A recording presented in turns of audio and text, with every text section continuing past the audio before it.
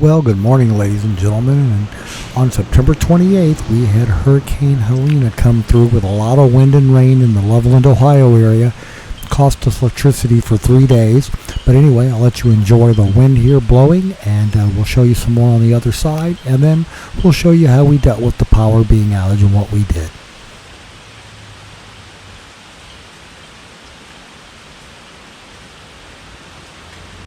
We'd like to ask that you please subscribe, hit the like button, and the notify to stay current with our content. Thank you.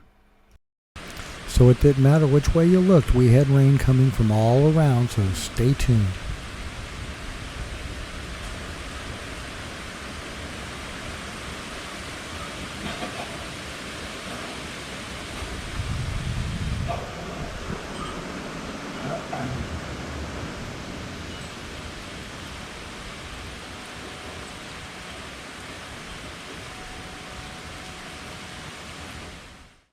Now, of course, we had candles burning in little candle holders so the cats can't have any problems with them, so they're in cages.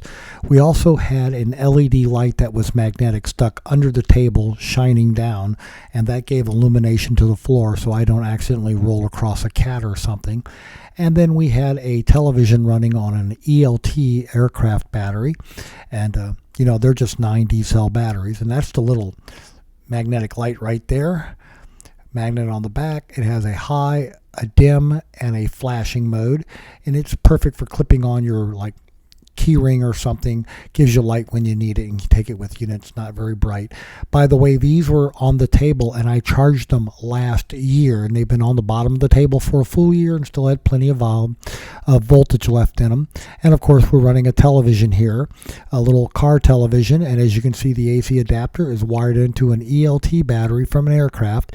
It has 9 D-cell batteries in it, and we run them down. When they get below about 9.5 volts, they won't drive the television anymore, and then they get regaled for being used to charge USB devices, and they need more than 7 volts for that. And there's another little look at the light that we were using. And again, it's just a little magnetic clip light, perfect, for under the table for having a light and carrying it with you. And then we were using, like I say, the ELT battery to charge these other LED lights. Luann had bought these puck lights at Walmart, and we're just charging them off the USB. Normally we run a light off of that, and we run them down enough that we can throw away the USB batteries, chargers like that, the ELT batteries, when they are done. So you don't need a lot of light, and this is the second time we were without power for several days this year alone. There's the television again with an old Star Trek coming on between midnight and 1 o'clock in the morning on one of the Cincinnati TV channels. But here we look at some of the other stuff inside the house. We have these LED lights. Now this is an old style 10 years ago, and it has 8 D-cell batteries in it to drive that light. Now this is a new USB charger, and you can see just how much brighter it is than the old one 10 years ago. So we bought a couple of those. You charge them with the USB port, and when we went and got the generator yesterday to get the generator up and running so we could save the refrigerator and the deep freeze, we were able to charge these, and we'll have more on that later. But there's your charging port and your USB connection out of the light right there, and the light switch right above, and it has 4 settings. It has a bright, a medium, a dim, and a red light. Whereas the old one just had 3, bright, medium, and dim. And then there is from Harbor Freight, it uses AAA batteries. It's just for like a closet or something where you can magnetically hold it to a plate, and then you have a light switch right there in the closet. You don't have to run any electricity for it. And we ran those for several days on the batteries. So you can see how dark it is, and then we're going to turn the light on here in just a second. And then here we are using a UV light to charge our glow-in-the-dark clock that was on the back porch, and that's the clock. So again, when you don't have any power, you find different ways to amuse yourselves. And again, we're using candles and LEDs for all of this.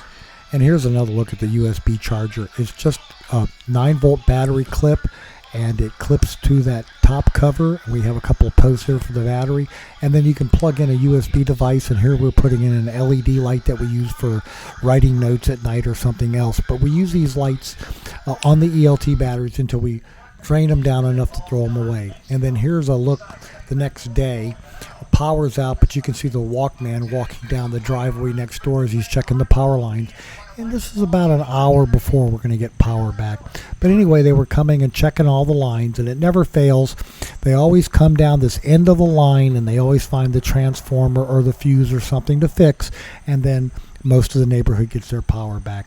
They were even out in front of the house on the road checking the lines that run through the woods. So we had quite a bit of activity here yesterday, and then we finally went down and dug out our old generator, got it up and running, and then, as you know, luck would have it, it's like washing your car when it's going to rain.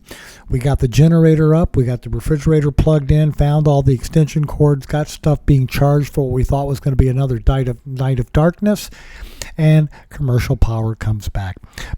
And then here are the trucks when they finally went down to the end of the road, and they're coming back and running up the road, just on their way out.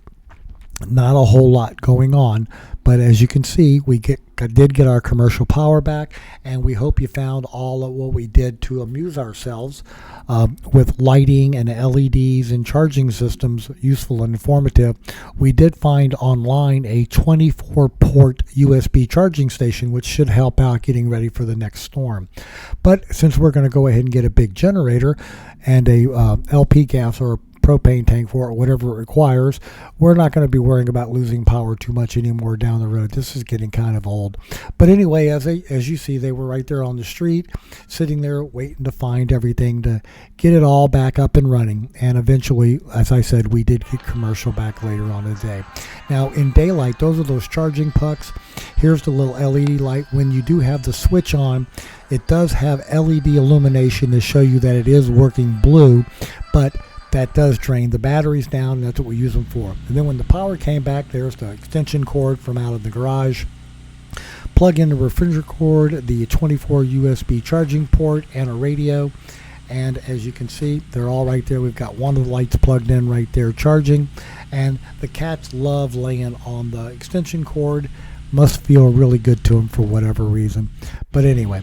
And then as you can see here, there's the cord going out the garage door and out into the driveway for the power, and the cats just love laying and being in the way. And then there goes Tarzan, going to go check everything out. But as you can see here now, we have another light. So ladies and gentlemen, we hope you found all this useful and informative. Hope you don't lose your power. Thanks for watching. Go on, push it open.